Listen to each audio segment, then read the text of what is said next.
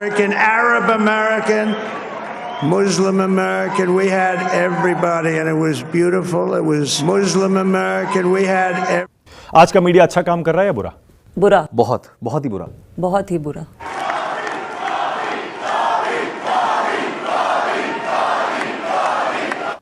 आज का मीडिया अच्छा काम कर रहा है या बुरा? बुरा, बहुत ही बुरा। बहुत ही बुरा। नमस्कार साथियों, अमेरिका में चुनाव खत्म हो गया है और उसके रिजल्ट भी सामने आ गए हैं। जहां कमला हैरिस की पार्टी डेमोक्रेट्स जो है वो चुनाव हार गई है, वहीं डोनाल्ड ट्रंप चुनाव जीत गए हैं और उनकी पार्टी रिपब्लिक चुनाव जीत गई है। जिसके बाद से ही हमारे देश में कुछ अंधभक्तों को कुछ ज़्यादा ही खुशी होने लगी और खुशी में वो आकर के ये कहना शुरू कर दिए कि एक तरफ हमारे देश में मोदी और योगी मुल्लों को टाइट कर रहे हैं, तो वहीं अब अमेरिका में भी और पूरी दुनिया में भी मुल्लों को टाइट किया जाएगा। लेकिन अंधभक्तों को डोनाल्ड ट्रंप ने एक बड़ा झटका दे दिया है। चुनाव जीतने के बाद वो मुसलमानों का शुक्रिया अदा कर रहे हैं। क्या है पूरी खबर, हम आपको इस वीडियो में बताएंगे। इसके साथ ही ये भी बताएंगे कि जब अंधभक्तों को पता चला कि डोनाल्ड ट्रंप ने मुस्लिमों की तारीफ कर दी है, उनका शुक्रिया अदा किया है, उसके बाद से अंधभक्त डैमेज कंट्रोल करने के चक्कर में अपने पापा मोदी जी की बेइज्जती करवा दिए हैं। इसके साथ ही हम आपको बताएंगे कि 2002 में गुजरात में जो दंगे हुए थे उसके ऊपर एक फिल्म आ रही है जिसका नाम है द साबरमती। इस फिल्म में एक्टर का रोल निभा रहे हैं विक्रांत मैसी और कई सारे साउथ के फीमेल एक्ट्रेस भी है। लेकिन इस फिल्म के आने से पहले ही विवाद खड़ा हो गया है, क्योंकि कहा यह जा रहा है ये प्रोपेगेंडा फिल्म है और विक्रांत मैसी के जरिए इस फिल्म को जानबूझ के इसलिए भाजपा बनवाई है ताकि ज़्यादा से ज़्यादा लोग इस फिल्म को देख सके और सेकुलर लोग भी जाकर के इस फिल्म को देख सके। इस फिल्म के ऊपर काफ़ी चर्चा हो रही है। क्या चर्चा हो रही है वो हम आपको इस वीडियो में बताएंगे।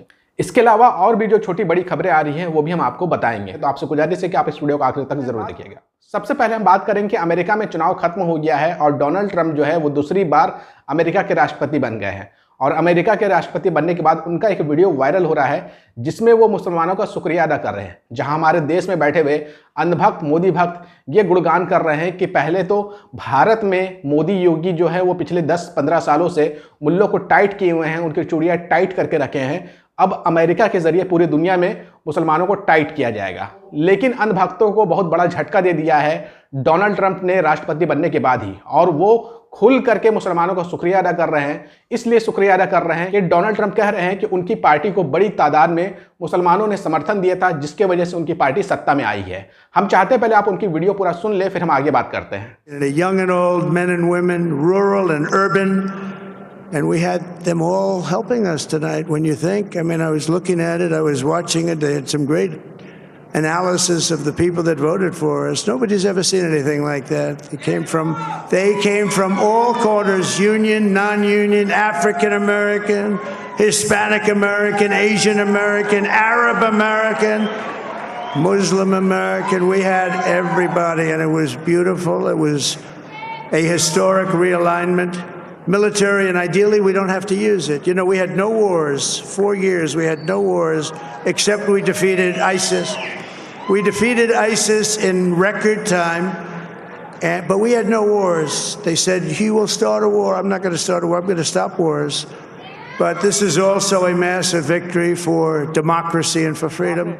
तो आपने डोनाल्ड ट्रंप को सुना और वो मुसलमानों का शुक्रिया अदा कर रहे हैं, अरब के मुसलमानों का शुक्रिया अदा कर रहे हैं, अमेरिका में रह रहे मुसलमानों का शुक्रिया अदा कर रहे हैं और पूरी दुनिया के मुसलमानों का शुक्रिया अदा कर रहे हैं। साथ ही साथ वो ये भी कर रहे हैं इस वीडियो के दौरान कि जब वो पिछले बार राष्ट्रपति बने थे अमेरिका के, तब पूरी दुनिया में कहीं भी युद्ध नहीं चल रहा था, जंग नहीं हो रहा था और डोनाल्ड ट्रंप जंग रुकवाने में आस्था रखते हैं, यानी कि वो युद्ध नहीं चाहते हैं।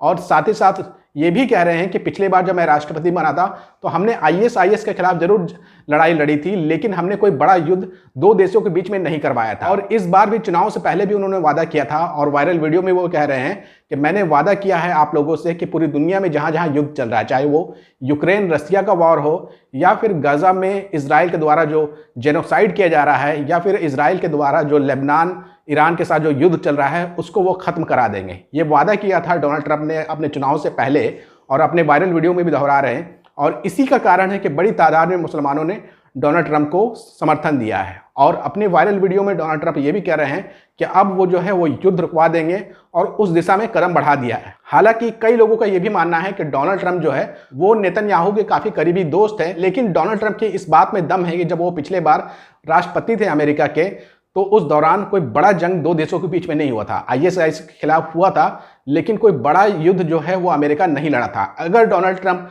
युद्ध रुकवा देते हैं, गाजा का जेनोसाइड रुकवा देते हैं और इजराइल को कंट्रोल कर लेते हैं और नेतन्याहू को सजा दिलवा देते हैं, तो यकीन मानिए कि जो मुसलमानों की अब तक नाराजगी थी डोनाल्ड ट्रंप उनकी पार्टी से, वो पूरी तरीके से खत्म हो जाएगी और अगली चुनाव में डोनाल्ड ट्रंप को फायदा होगा। वहीं दूसरी तरफ डोनाल्ड ट्रंप ने जैसे ही मुसलमानों की तारीफ की, उसके बाद हमारे देश में बैठे हुए अंधभक्त बिलबिला गए। अब उनको कुछ बोलते नहीं बन रहा है, तो वो एक झूठा नैरेटिव फैलाना शुरू किया हमारे देश में कि जब डोनाल्ड ट्रंप चुनाव जीत गए थे और अपनी विक्ट्री के बाद वो अपना पहला भाषण दे रहे थे, तब मोदी मोदी के नारे लगे और वो एक वीडियो पेश कर रहे हैं जिसमें कुछ आवाज मिलता जुलता आपको लगेगा कि मोदी मोदी आवाज आ रही है। पहले आप ये वीडियो सुन लीजिए, फिर हम बताएंगे कि इस वीडियो की सच्चाई क्या है, कैसे अंधभक्त जो है अपने पापा मोदी जी की बेइज्जती करवा रहे हैं इस वीडियो को शेयर करके।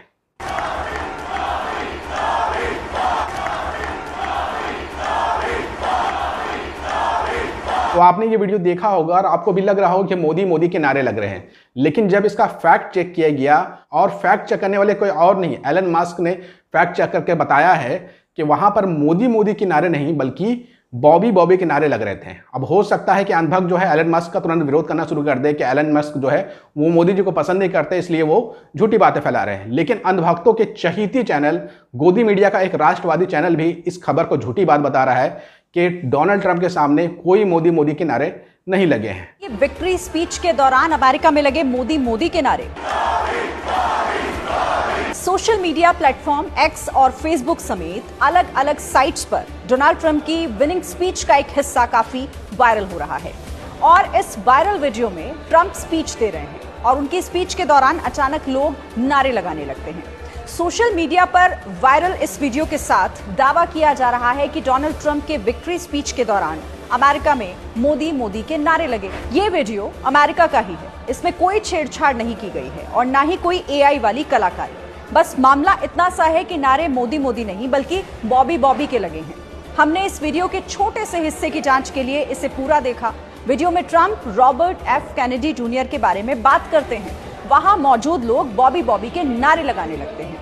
A few names like Robert F. Kennedy Jr., he came out. And he's going to help make America healthy again.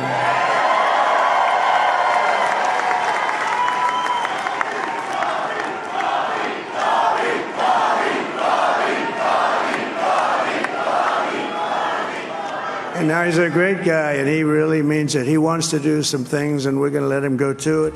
अब आपके मन में ये सवाल होगा कि बॉबी आखिर है कौन, जिनके नारे ट्रंप के विजयी भाषण में लगे। दरअसल Bobby Robert F Kennedy junior को कहा जाता है।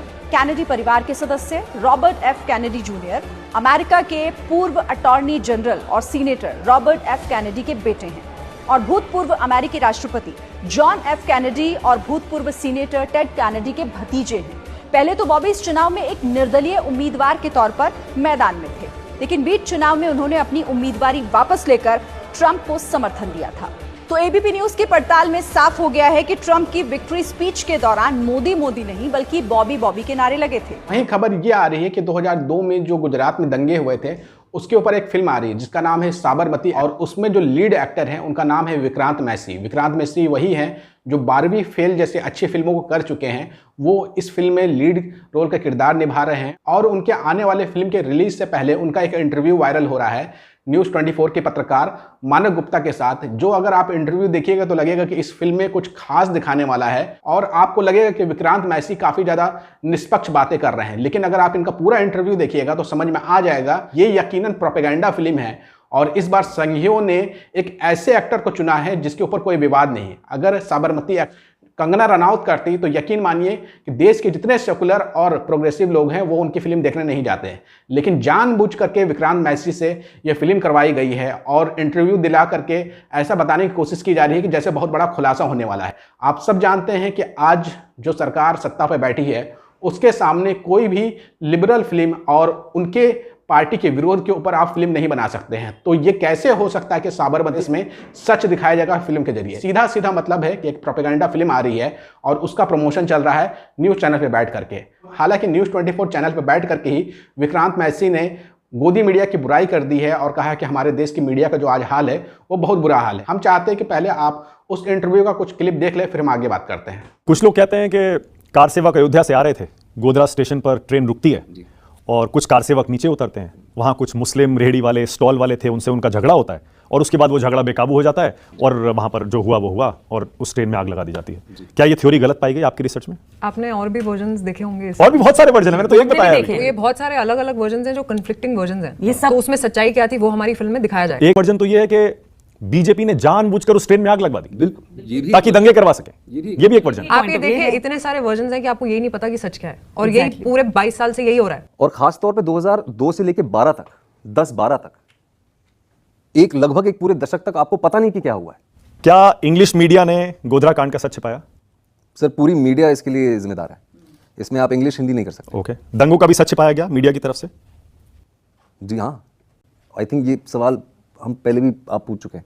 तो आपने विक्रांत मैसी की मानव गुप्ता के साथ का इंटरव्यू देखा होगा और आपको लग रहा होगा कि इस फिल्म में तो ऐसा कुछ भी नहीं है जो विक्रांत मैसी बता रहे हैं, लेकिन आप यकीन मान के रखिए कि ये एक प्रोपेगेंडा फिल्म है और आरएसएस संघियों ने बहुत साजिश करके ये फिल्म को लॉन्च किया है और ऐसे एक्टर को चुना है कि ताकि हिंदू मुस्लिम सब ये फिल्म को देखने जाए और 2002 के दंगों के आरोप जो बीजेपी के ऊपर लगे हैं उससे पाक साफ हो सके बीजेपी और आरएसएस। हालांकि बीजेपी आरएसएस की इस साजिश को बहुत सारे लोग समझ गए हैं और सोशल मीडिया पर अपनी बातें लिखना शुरू कर दी हैं। आप अपनी स्क्रीन पे देखिए, ये अंकित सिंह नाम के एक यूज़र है और ये कह रहे हैं, एक बात साफ जान लो, ये विक्रांत मैसी कोई एक्टर ऑफ स्पाइन नहीं है, यानी कि रीढ़ की हड्डी सीधा रखने वाला एक्टर नहीं है। इसको अपना बाप बनाना बंद करो, संघियों के बिछाए जाल में फंसना बंद करो। बीजेपी ने विक्रांत से अपने लिए एक प्रोपेगेंडा फिल्म बनवाई है, द साबरमती एक्सप्रेस।